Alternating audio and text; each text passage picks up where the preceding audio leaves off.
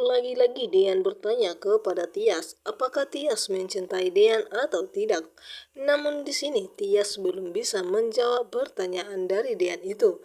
Dan di sini pun Dian dan Tias sedang bermain game dan Dian pun mengatakan jika Tias kalah, Tias harus mencium pipi Dian. Di sini pun Tias begitu sangat terkejut mendengar perkataan dari Dian itu, dan di sini pun Tias mengatakan dia tidak bisa menjawab pertanyaan dari Dian sendiri, walaupun di hati Tias sudah mengatakan kalau dia sangat mencintai Dian.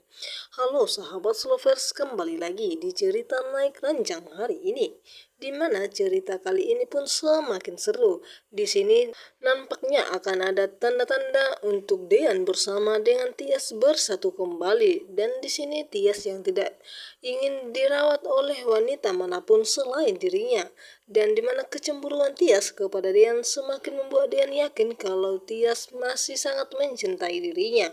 Dan di sini pun Tias belum bisa mengungkapkan perasaannya langsung kepada Dian karena dia takut Hani semakin nekat kepada dirinya. Dan di episode berikutnya pun di mana Om Sigit yang sudah pulang ke rumah dan dari pulang ke rumah sakit itu, dan di sini pun tanpa sengaja Om Sigit melihat Tante Wulan bersama dengan seorang pria yang sedang ngobrol.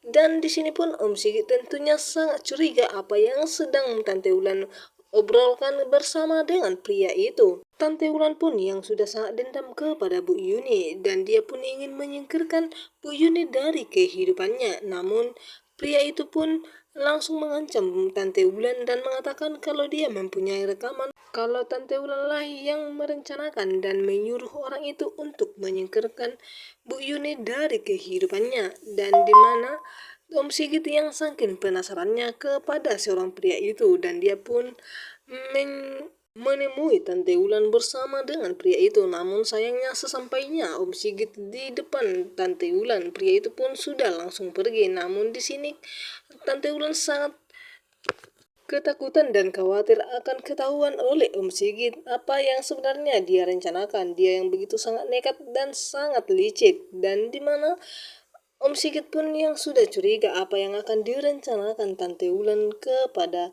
orang-orang terdekatnya itu. Dan Om Sigit pun mencari-cari pria itu, namun pria itu sudah menghilang dari hadapan mereka. Dan di mana ketika Abel bersama dengan Bu Yuni yang sedang disergap oleh para preman itu di rumah kontrakannya, Abel dan Bu Yuni begitu sangat ketakutan karena hanya mereka berdua yang ada di dalam rumah itu. Dan Bu Yuni pun tidak tahu apa yang harus dia lakukan bersama dengan Abel, dan Bu Yuni takut kalau Abel terjadi kenapa-kenapa kepada dirinya sendiri, di mana Gino pun yang sudah akan merencanakan dia akan berbuat apapun untuk bisa mendapatkan Tias kembali ke pelukannya.